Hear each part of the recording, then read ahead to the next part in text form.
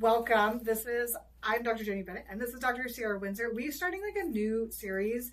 We're rolling some names through, but we think we might call it Nuggets of Knowledge with ARIA Integrative Medicine, where we deep dive into all sorts of different topics, conditions, treatments, symptoms, you name it, bigger stuff that we want to talk about for a longer period of time. We're going to start with the topic of MCAS, which is Mast Cell Activation Syndrome, and we're here with Dr. Windsor, who is an MCAS specialist, to ask questions that many people would want to know in regards to MCAS in terms of what does it look like, what type of symptoms we're having. So join us. We'll be here, and we'll do a series of videos where we'll talk about, all the different types of things. If you have other suggestions, bring it in too. Okay, so welcome, Dr. Windsor. So good to have you. Thanks. All right. So, given that you're an MCAS specialist, how would you describe MCAS to someone who's never heard of it before? A great question. So MCAS stands for Mast Cell Activation Syndrome. And so inherently, there's got to be some understanding of the immune system and what a mast cell is. It's one of your white blood cells, and it's the white blood cell that's responsible for releasing histamine, which is a very excitatory neurotransmitter. It can be very inflammatory. Usually histamine plays off of lots of other inflammatory molecules. So I basically describe it to patients as you have a nervous system and an immune system that are a bit overreactive and a bit like hypersensitive to triggers. Mm-hmm. Kind of like an autoimmune disease. Similar in a way. Like there is that overactivity to stimuli. But it's just more of a histamine flavored one, a more allergic flavored one than autoimmunity. But they can overlap and certainly bounce off of each other. I like the flavor aspect, like allergic flavor. Yeah, there's an allergic flavor. It's a symptom. Usually, it's a very itchy flavor. Unfortunately, or a very red, fleshy flavor. Yeah. So, like, what kinds of symptoms do you most commonly see with MCAS? Like, what are some things that might pop up with that, like, flavor of overactivity? Yeah, it's kind of all over the place. But the biggest ones that right away make me think, okay, there's like at least a histamine component, and then figuring out if it's mast cell activation syndrome or just like normal histamine issues. Anything with like itchy, flushing skin, definitely. Even swelling, like swelling of the face or swelling underneath the eyes can be classic. Sometimes throat swelling as well. We think about more traditional anaphylaxis. So itching definitely almost always has some sort of histamine component to it. That would make sense. Yes. More like going kind of down body system. Can you have burning too, or just itching? You can have like oral burning or like oral allergy syndrome can also be associated. I would say it's not as common in patients I've seen, but definitely can be present as well. Because histamine is just so inflammatory. Things like tachycardia, if your heart beats really fast, or palpitations could be a sign. Changes in blood pressure, usually like lower blood pressure can be a sign, so kind of overlapping with like POTS and those kind of patients. Does the blood pressure change via triggers? Like if the histamine is flaring, blood pressure goes down? Or... Exactly. Okay. Yes. And it's not positional like with POTS. Like it's Correct. Not like if you stand up, then your blood pressure goes down and you feel faint. Correct. It's more like when you're in a flare of histamine symptoms, you will experience rapid heart rate and low blood pressure. Kind of like an acute. So similar to POTS, but the trigger is often different. Exactly. Yeah. Exactly. Interesting. One of my favorite symptoms of MCAS, I think one of the most interesting ones is this thing called air hunger, where it's I see it overlap with asthma, where people think they have asthma, but they actually have this, and it's just like the sense that you can't ever get a full breath of air. So it's different than like wheezing or coughing that's more associated with asthma. It's more like you just feel like you can never really get. Does that come with like chest tightness?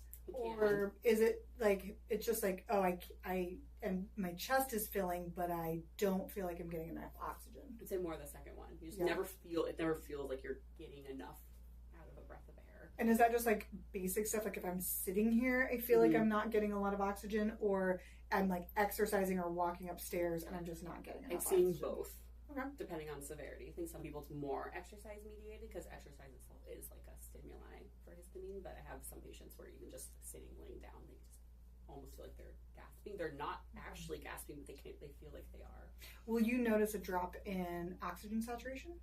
I have not seen that clinically, but I'd be curious to monitor that more regularly for people who are like in a flare or not in a flare. Yeah, that would be interesting to see. Mm-hmm. I wonder if there's like studies on that and stuff. Probably are. I feel like there's a lot of research in MCAS. So I'm like, oh, there's for sure studies on this. And there's not. Totally not at all. Like nobody cares. Nobody cares. All right, what other types of things? Okay, working down, gut symptoms can be huge, like bloating, loose stools. I think of more so with histamine. Think about like something really irritating in the gut, and your body just wants to remove it as quickly as possible. Makes sense.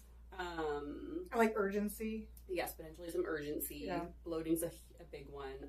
It's a huge heartburn or reflux component to MCAS for some people, and depending on how their symptoms are presenting, and some people even get like hives or flushing after eating, and that's a pretty like clear connection as well.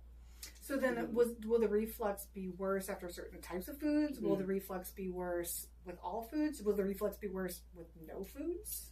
That's a great question. I mean, usually more like foods that are high in histamine, but those foods have a lot of, like, for example, tomatoes. Like, anyone who has reflux or GERD knows they probably should avoid tomatoes. Yeah. Is that because they're high in histamine or just because they're acidic as well? But technically they are higher in histamine. So there are a list of foods that tend to aggravate things more. Yeah. Okay. So it could be the spicy food, but it could also be the histamine. Mm-hmm. Okay. Mm-hmm. Will you get like, I got another question, but keep going with the GI symptoms. That's the big ones I think about gut-wise. Do you get pain? You can have pain. I've seen a couple patients with almost, I don't know how to describe, it's like a pseudo-obstruction type pattern, where it's like, I'm not sure what is actually happening mechanically, but it's almost like they get pencil stools, and then they'll have like kind of like histamine dumps of like loose stools. It's very interesting pattern. Yeah, that is interesting. And do you think this is like the histamine like builds up and then the body just like flushes it all out? That's the way I think of it. Because I think of if your body's not breaking down histamines or there's too much, especially through like a dietary source, then I imagine like all that inflammation kind of like slowing things down, and there's almost like that overflow. No, but that's just how I anthropomorphize. That's what I explain it to patients. Yeah, I think that makes sense. And then is there anything else that like pops up that you see regularly? Migraines, insomnia, anxiety. I mean, histamine's a very excitatory transmitter, so it makes a lot of sense. It makes sense too why an antihistamine noise like, yeah, they tend to make people feel super sleepy. Drowsy and tired. Mm-hmm. Yeah. Mm-hmm. Yeah, that makes a lot of sense. So it kind of ramps them up a little bit, increase their heart rate, maybe drops their blood pressure, and maybe, but not always itching, but sometimes can be kind of an itchy present. Itching is nice when it's present because it's easy to like track. Mm-hmm. For people, like if you eat something and you don't itch, you're like, okay, that's like, you can see that treatment's working. And it's just really easy to test too. Just give them the antihistamine if it gets better. Like, okay, there's a histamine component here. We're trying to figure out what exactly it is. Yeah, that's really interesting. Okay, well then, like, those are kind of the more classic symptoms you sort of look for. Is there anything where you're like, I don't know, doing treatments or like ways when people respond a certain way where you're just like, didn't think it was histamine related, but then you're like, oh, they responded this way. Great question. And that really made me think that there was a histamine. It's a great question. I have a niche of patients who all have like really bad PMDD, which is, as you know, but for those listening, it's like really, really intense emotions and feelings the week before your period. Like there could be really bad depression or anxiety and sometimes suicidality. It can be very, very intense.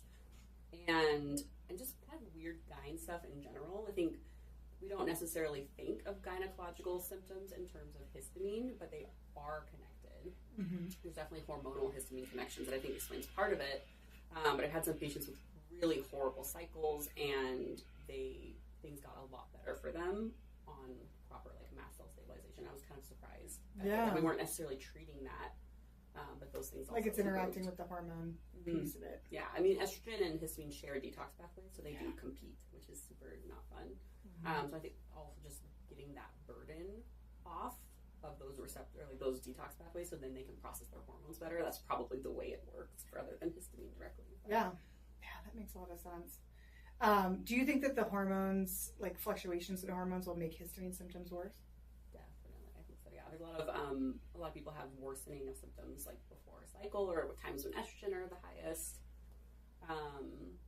To the point of like gynecological care in general, I've had a couple patients who like wanted to get pregnant some in the future, not necessarily right now. And then as soon as like we got their histamines under control, it happened like right away, which I think is really interesting. That's super interesting. Super interesting. So it could be like that it's influencing people's ability also to get pregnant and have regular cycles and things. Yeah, probably through inflammation and those things. Man, that's that's really cool. I don't know. What's one symptom or pattern you feel like you wish most people would, maybe they didn't know about, but you wish that most people did know about to consider in terms of histamine reactions?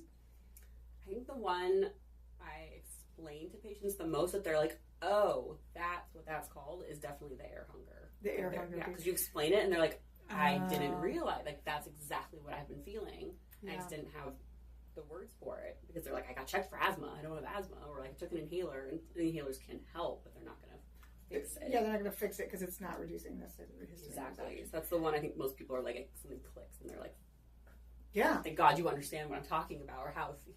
Yeah, that makes a lot of sense.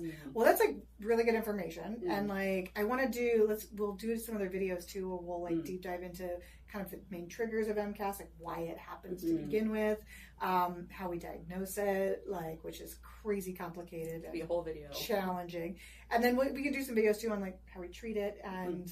Ultimately, some things to look for, or like what it might look for with someone who has MCAS in terms of like long-term treatment and management. And is it, do you have to live with this forever? Like, can you control it at some level? So we'll put that stuff together. So, yeah, this was great. Cool. Yeah, and if you guys have questions about MCAS, Dr. Windsor is here at RE Integrative Medicine, seeing patients for MCAS. She does this all the time. Absolutely fabulous. So, yeah, I'm excited. We'll put together some more videos and we'll get them posted.